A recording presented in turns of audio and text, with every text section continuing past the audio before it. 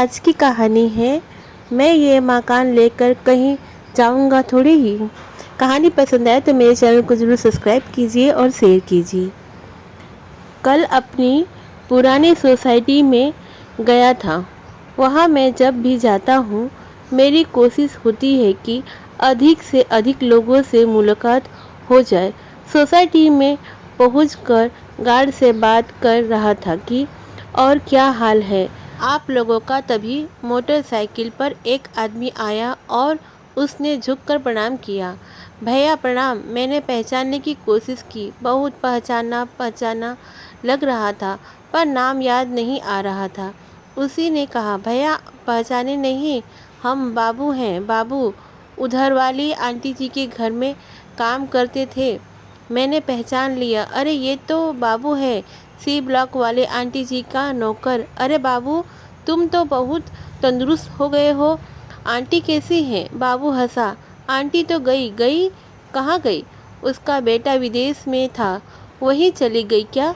ठीक ही किया उन्होंने, यहाँ अकेले रहने का क्या मतलब था? अरे बाबू थोड़ा गंभीर हुआ। उसने हंसना रोक कर कहा, भैया आंटी जी भगवान जी के पास चली गई। भगवान जी के पास? ओह कब? बाबू ने धीरे से कहा, 2 महीने हो गए। क्या हुआ आंटी जी को? कुछ नहीं, बुढ़ापा ही बीमारी थी।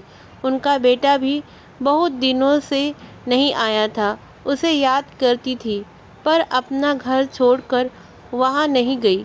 कहती थी कि यहाँ से चली जाऊँगी तो कोई मकान पर कब्जा कर लेगा। बहुत मेहनत से ये मकान बनाया है।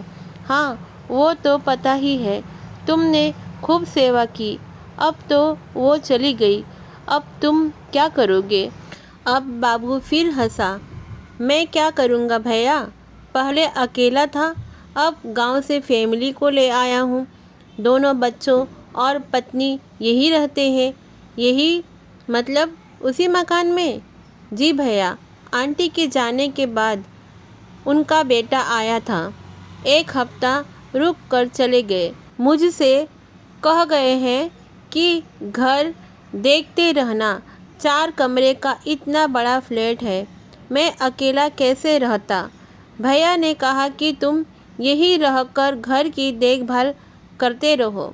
वो वहाँ से पैसे भी भेजने लगे हैं और सबसे बड़ी बात यह है कि मेरे बच्चों को यहीं स्कूल में एडमिशन मिल गया है। अब आराम से हूँ, कुछ कुछ काम बाहर भी कर लेता हूँ। भैया सारा सामान भी छोड़ गए हैं, कह रहे थे कि दूर देश ले जाने में कोई फ़ायदा नहीं। मैं हैरान था।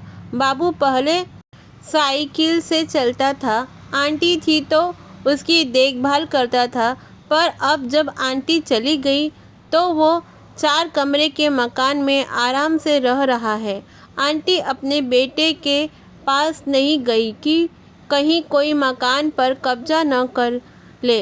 बेटा मकान नौकर को दे गया है, यह सोचकर कि वो रहेगा तो मकान बचा रहेगा।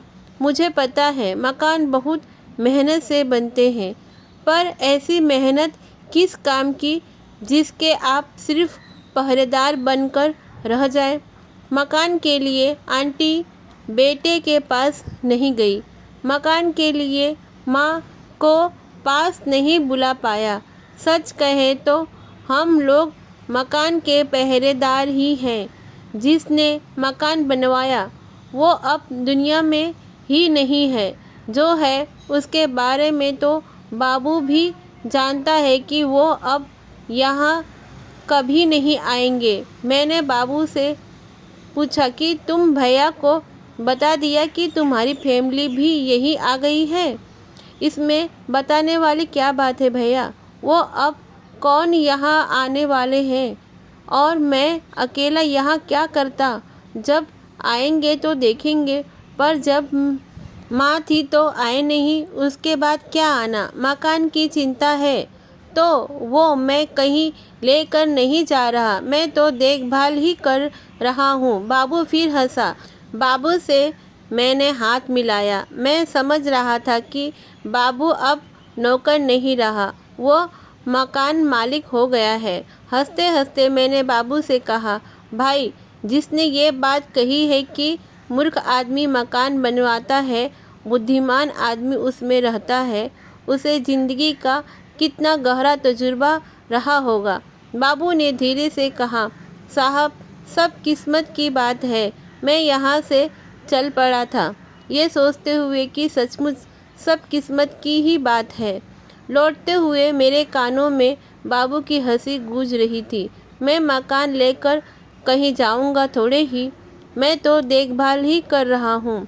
मैं सोच रहा था, मकान लेकर कौन जाता है, सब देखभाल ही करते हैं। आज यह लगा कि हम सभी क्या कर रहे हैं। जिंदगी के 4 दिन हैं, मिलजुल कर हंसते हंसते गुजार ले। क्या पता कब बुलावा आ जाए, सब यही धारा रह जाएगा। कहानी पसंद आए तो मेरे चैनल को ज़रूर सब्सक्राइब कीजिए, शेयर कीजिए और क्या अच्छा लगा कमेंट